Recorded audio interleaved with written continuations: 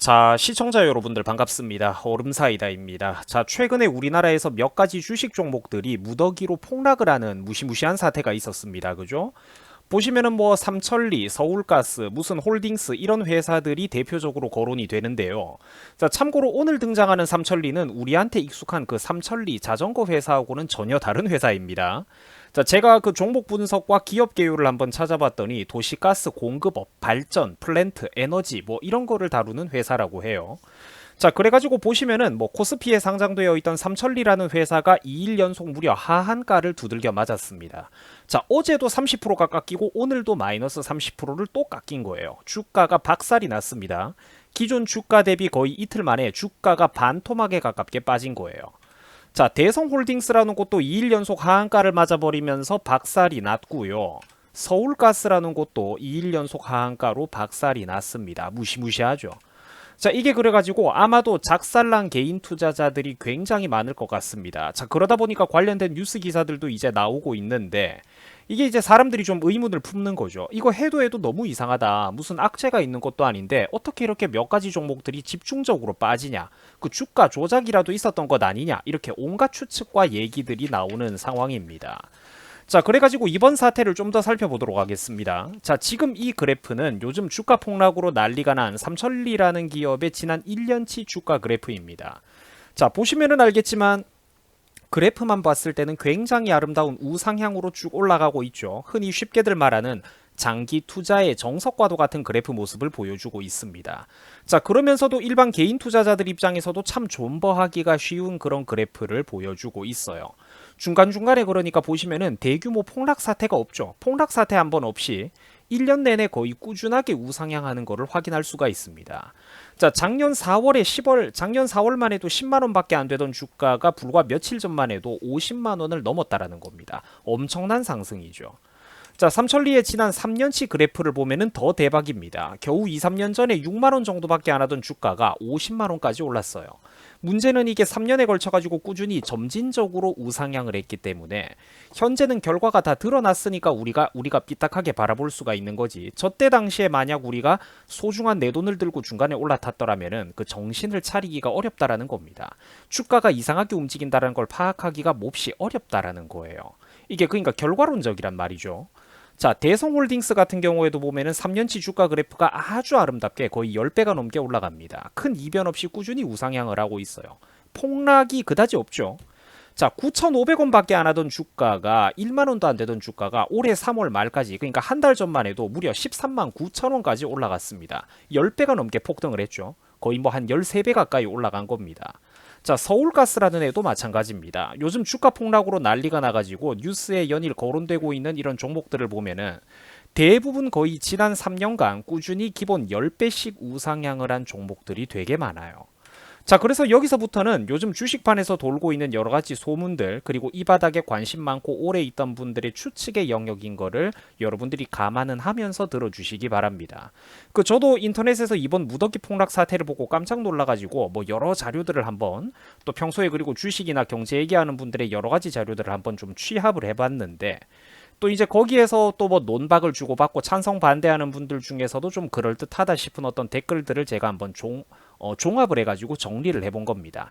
일단 아직까지는 금감원의 최종 어떤 수사 결과 발표가 나온 것은 아니니까 추측의 영역이라는 것을 분명히 밝히면서 그러면은 여러분들에게 참고사항으로 한번 들어보라고 전달을 해드리겠습니다. 자, 아무튼 그래가지고 요즘 뭐 증권가에서 들리는 얘기를 들어보니까 작전 세력 중에 하나가 터진 것으로 보인다라고 해요. 자, 당연한 얘기지만 단기간에 주가가 너무 빠르게 급등하면 금감원에서 의심을 품고 진상조사를 들어가게 되겠죠. 그래가지고 이번에 논란이 된 세력은 신중하게 무려 3년에 걸쳐가지고 천천히 서서히 가격을 끌어올리는 수법을 썼다라고 보고 있는 겁니다.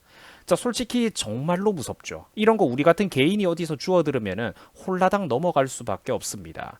사람이 주식 종목을 사놓고 막상 달콤한 플러스 빨간 불을 맞아보면은 3년은커녕 몇 주, 한두 달도 엄청 길게 느껴지거든요.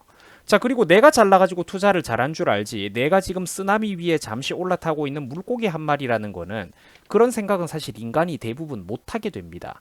뭐 그 플러스 50% 100% 이런 수익에 취하면은 절대로 인간이 그런 겸손한 생각을 못하게 돼요.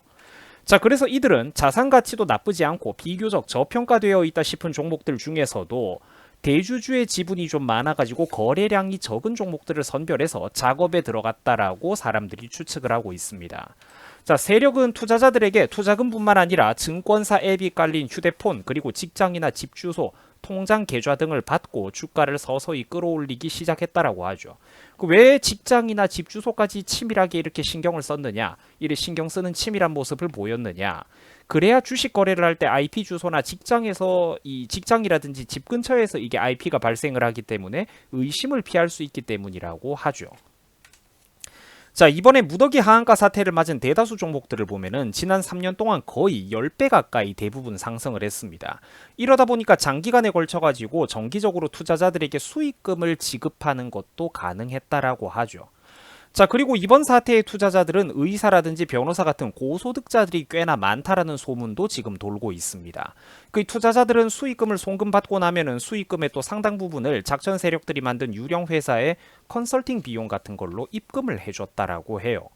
자, 전문직 등 소득과 재산 그리고 신용관계가 확실해 보이는 사람들에게, 그러니까 신용도가 높은 사람들에게 옵션 거래를 그러니까 그런 사람들이 옵션 거래를 신청했다 보니까 증권회사에서도 별다른 의심 없이 거래를 열어줬을 거라고 사람들이 추측을 하고 있습니다. 자, 그리고 이번 사태에서는 다단계 수법을 사용했다라는 얘기도 많이 들려오고 있어요. 다단계는 시청자분들도 이게 뭔지 아시죠? 한번 설명을 드리자면은 신규 투자자, 그러니까 즉 후발주자들을 유치해오고 사람이 늘어나면은 거기서 나온 이익의 일정 비율을 기존에 투자했던 그 먼저 있었던 투자자들, 선발주자들, 먼저 왔던 사람들이 그 이익의 일부분을 가져가는 방식의 사업 구조를 다단계라고 합니다. 자, 그런데 거의 대부분의 다단계성 사업들을 보면은 그 끝이 좋지가 않죠. 그게 성공할 수가 없거든요. 결국은 어떤 인기 있는 상품을 소비자들에게 팔아가면서 꾸준히 현실적인 수익을 올리는 게 아니라 후발주자 덕분에 나온 이득을 선발주자들이 나눠 먹는, 결국은 돈 놓고 돈 먹기의 방식이라는 거예요. 그 다음번에 눈치 없는 피해자들이 계속해서 늘어나야지만 유지가 되는 시한부 형태의 비즈니스 모델이기 때문입니다. 사실 이런 거를 보면은 3년에 걸친 긴 세월 동안 계속해서 어떻게 주가가 올라갔을지, 그리고 그동안에 또 어떻게 그 이익금을 꽤나 그럴듯하게 또 분배를 할 수가 있었을지 사실 설명이 상당 부분이 맞아 떨어집니다. 자, 그래가지고 어쨌든 보시면은 이들이 했던 옵션 거래라는 게 어떤 방식이었나, 주식을 사고 팔 때 이익과 손실이 난 금액만을 정산하는 방식이었다라고 해요. 예를 들면은 3,000원을 내고 주식 1만원치를 살 수가 있는데, 이러면은 주가가 올라가지고 11,000원이 됐을 때 1,000원의 수익을 지들이 가져가는 방식입니다. 자, 그런데 처음에 이 원금을 3,000원 적은 돈을 가지고 투자를 했으니까 만원에서 만원치를 샀다라고 하고 주가가 10% 올랐다라고 쳐도 실제 가져가는 수익금은 3,000원의 그 원금과 비교를 하면 거의 30%를 가져가는 셈이 됩니다. 그죠? 그 이득을 본다면은 이득이 진짜 눈덩이처럼 커진다라는 겁니다. 많은 사람들이 혹하고 엮여 들어왔을 만하죠. 대신 반대로 주가가 하락했다라면 손실도 클 수는 있었습니다. 손실도 당연히 커지기는 했을 거예요. 다만 이것들은 자기들은 일정 규모 이상의 자금력을 가지고 단합이 되는 상황이죠. 조직적으로 주가를 조작하려고 덤벼들었기 때문에, 그리고 또 처음에 종목 선별도 꽤나 꼼꼼하게 했습니다. 종목도 처음부터 회사가 그때 당시 주가 기준으로 자산 가치가 나쁘지 않은 종목들, 그리고 비교적 그때 당시로서는 저평가가 되어 있던 주식들, 또 동시에 대주주가 보유하고 있는 비율도 많아가지고 실제 주식시장에서 유통되는 주식의 유통량이 그다지 많지 않은 종목들을 치밀하게 골라서 자기들이 덤벼들었기 때문에 자기들의 자금력과 단합력이면은 꾸준히 주가를 우상향으로 티 안 나게 끌어올릴 수 있으리라는 확신을 가지고 덤벼들었을 거라고 우리가 추측을 해볼 수가 있습니다. 자, 실제로 지난 3년 동안 그들의 의도대로 이 여러 가지 몇 가지 종목 주가들은 하늘 높은 줄 모르고 3년에 걸쳐서 천천히 야금야금 오르기도 했었죠. 최근에 이제 부쩍 또 그 상승세가 더 빨라지긴 했고요. 자, 그래서 작전 세력 중에 한 사람은 무려 수천억 원이 넘는 돈을 벌었다더라, 뭐 카더라, 이런 얘기들도 꽤나 파다하게 돌고 있는 모양입니다. 그러니까 돈벼락에 올라타지 못했던 투자자 한 사람이 이제 뿔이 났다라고 해요. 그 언론사에 이 양반이 고발을 하면서 언론사 취재가 들어가기 시작하고 이후 사건이 급격하게 공론화되고 커진 모양입니다. 자, 그러나 일이 그러다 보니까 일이 꼬이면서 작전을 급하게 청산하게 됐다라고 보는 거죠. 그게 그래가지고 불과 어제 오늘 최근 이틀간에 있었던 어마어마한 일입니다. 하한가 마이너스 30% 마이너스 30% 엄청난 일이 터지고 있죠. 그러니까 이 갑자기 급격하게 현금화를 하면서 무더기 하한가가 발생을 하는, 이게 그러니까 딱 고래들의 싸움, 고래 장난질에 새우 등이 터지는 이런 일이 발생을 했다라는 겁니다. 주식시장은 특히나 고래 싸움에 새우 등이 터지는 곳이죠. 자, 그래서 영상 듣느라 뭐 수고를 하셨고 이제 슬슬 결론을 내볼 시간입니다. 자, 영상의 후반부인데요. 아마 주식 투자를 좀 해오신 분들은 다들 느끼셨겠지만 여러분들 국내 주식 시장을 보면은 솔직히 좀 그렇죠. 질적으로 되게 안 좋은 주식 시장입니다. 특히 국장은 정말로 이게 더럽고 위험한 곳이에요. 정보가 뒤처지는 개인 투자자들 그리고 개미들에게는 굉장히 위험 부담이 큰 시장입니다. 인터넷의 발달과 함께 최근에 요즘은 많은 사람들이 이 현실에 공감을 하고 있습니다.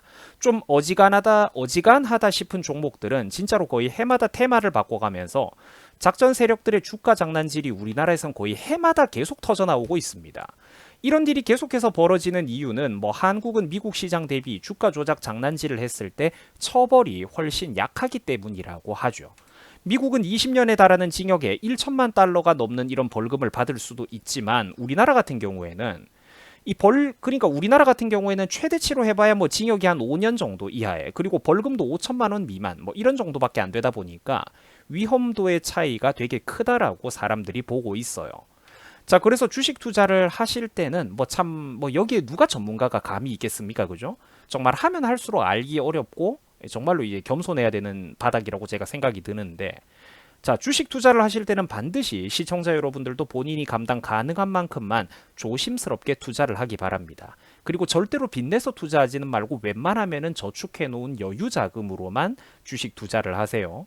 그리고 또 사람들을 보면 요즘 우리가 이런 사람들을 보게 됩니다. 뭐 내가 주식 고수다, 내가 주식을 그렇게 잘 안다, 이런 사람들이 있는데 거의 대부분 이런 인간들은 조심하시기 바랍니다. 정말로 뚜렷하게 내실 있는 극소수의 가치 투자주 그리고 잠재력이 있는 우량주, 극소수의 우량주를 제외하고는 이게 그러니까 개인의 입장에서는 정말 많이 배웠다는 인간들조차 자본력과 정보력 측면에 있어서 정말 극도로 불안정한 불균형한 시장입니다. 장기 투자를 할 만한 종목이 솔직히 정말로 몇 안 돼요. 그걸 찾기가 너무나도 어렵고요. 그 수많은 사람들은 그저 바람에 잠시 올라타고 있는 연이거나 파도에 잠시 올라탄 초등학생 수영부에 불과할 수가 있다라는 겁니다. 근데 그때 당시에는 자기가 잘나서 수익을 보고 있다, 이렇게 오만함에 빠지기가 되게 쉽다라는 거죠. 실제로는 그냥 파도에 잠시 올라탄 초등학생 수영부, 물고기 한 마리에 불과할 수가 있다라는 겁니다. 또한 살면서 절대로 돈 자랑을 함부로 해서는 안 되며 돈 자랑을 하는 인간들도 대부분 제대로 된 인간이 없기 때문에 반드시 주의하고 경계하시기 바랍니다. 보통 있는 사람들은 티를 안 내며 삽니다. 그게 얼마나 위험하고 어렵고 무서운 일인지를 알거든요. 있는 사람은 티를 안 내고 삽니다. 또한 우리 주변의 진짜 전문직이나 알부자들은 보통 재산을 형성하기까지의 수익 구조가 뚜렷하고 명확한 경우가 많습니다. 동네 인기 많은 큰 개인 병원의 의사라든지 뛰어난 영업 능력으로 큰 일감을 잘 물어오면서 이제 굵직굵직한 소송을 실제로 이렇게 증명을 했던 뭐 경력이 빵빵한 변호사라든지, 아니면은 국밥집이라든지 커피숍, 카페 같은 자영업을 운영하는 분이라고 해도 그 사업장 규모가 크다든지, 그죠? 음식을 팔고 레스토랑에서 음식을 팔고 카페에서 커피를 팔아도 많이 팔면은 부자가 될 수 있겠죠. 사업장 규모가 크고 직원들이 많다라는 겁니다. 비즈니스 모델이 되게 직관적이고 뚜렷하다라는 거죠. 아니면 그냥 건물주라든지, 보통 그러니까 이런 식으로 제대로 된 우리 주변의 어떤 현실적인 부자라면 이런 식으로 재산 형성의 과정이 뚜렷하기 마련입니다. 근데 평소에 뭐 이 인간이 인스타그램이라든지 이런 곳에다가 SNS에다가 뭐 비싼 시계도 자랑하고 뭐 수억 원이 넘는 스포츠카도 자랑하고 돈 자랑을 하기는 하는데, 이 인간이 뭐하는, 그래가지고 당신 뭐하는 사람이냐고 물으면 흐지부지 뚜렷하게 대답을 못하는 사람들이 있단 말이죠. 뭐라고 떠들어대긴 떠들어대는데 정확히 무슨 일을 한다는 건지 우리가 10초 만에 깔끔하게 설명을 못 알아듣겠다라는 겁니다. 이런 인간들은 반드시 살면서 조심을 하셔야 됩니다. 아무튼 정말로 참 위험하고 어려운 시대인 것 같아요. 자기 스스로의 재산과 권리를 지킬 수 있는 거는 오직 자기 자신뿐이라는 생각이 듭니다.